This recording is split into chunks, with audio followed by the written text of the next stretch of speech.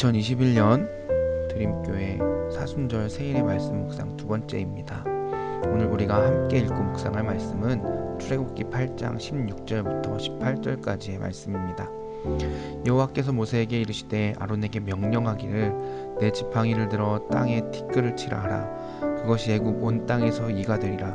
그들이 그대로 행할세 아론이 지팡이를 잡고 손을 들어 땅에 티끌을 치매 애굽 온 땅의 티끌이 다 이가 되어 사람과 가축에게 오르니 요술사들도 자기 요술로 그같이 행하여 이를 생기게 하려 하였으나 못하였고 이가 사람과 가축에게 생긴지라.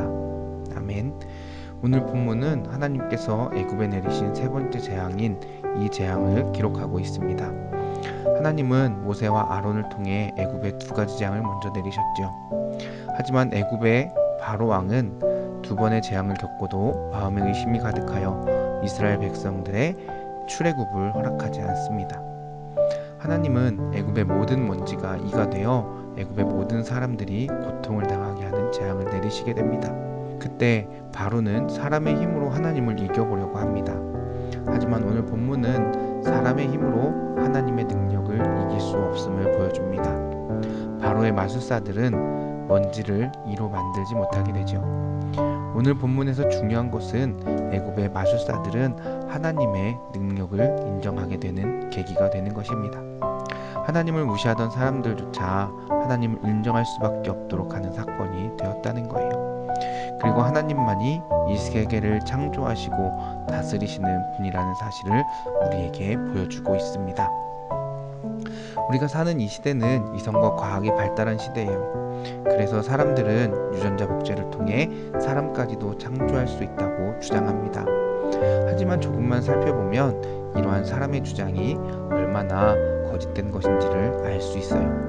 특히나 요즘과 같이 코로나 시대를 살아가는 우리는 아직도 코로나의 위협으로부터 안전하지 않은 것을 보게 됩니다. 사람을 창조할 기술은 있는데 눈에 보이지 않는 작디 작은 바이러스를 치료할 완벽한 백신은 없다는 거예요.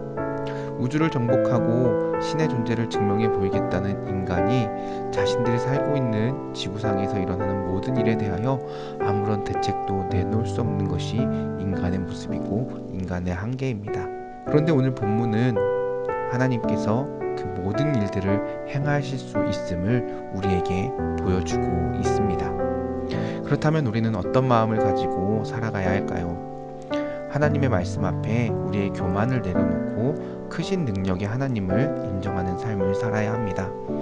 이것은 이성과 과학이 만연한 시대에 하나님의 능력만이 우리의 구원이 됨을 인정하는 삶을 살아야 합니다. 이렇게 함에도 우리는 여전히 세상의 이성과 과학이라는 걸림돌에 무너질 수 있지만 그럼에도 불구하고 구원의 하나님을 인정하는 삶을 살아가야 할 것입니다. 특별히 사순절 기간 인간의 교만으로 가득 찬 이 세상에서 하나님을 인정하여 구원의 자유를 누리게 되기를 주님의 이름으로 축복합니다. 기도하겠습니다. 하나님 감사합니다. 티끌과 같은 우리도 사랑하셔서 하나님의 구원을 누릴 수 있도록 인도하여 주시니 감사합니다.